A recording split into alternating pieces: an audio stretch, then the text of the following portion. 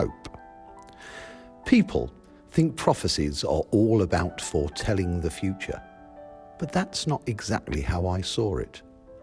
To me, it was about speaking God's truth to whoever I could get to listen, and perhaps especially to those who didn't want to.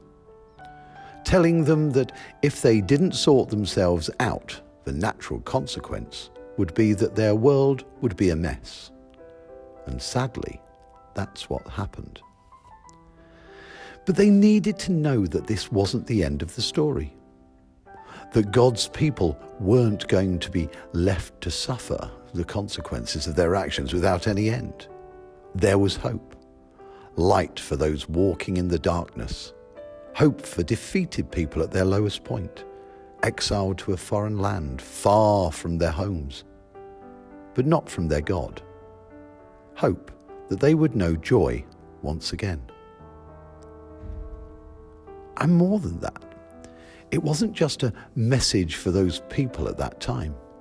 It was a message for all people everywhere.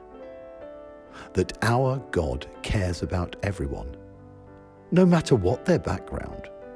That anyone who chooses to follow him will be included, loved. And that God would bring this about through a person, God's servant, who would suffer, who would be despised and rejected, taking the place of the lamb offered in the temple as a symbol of our sinfulness.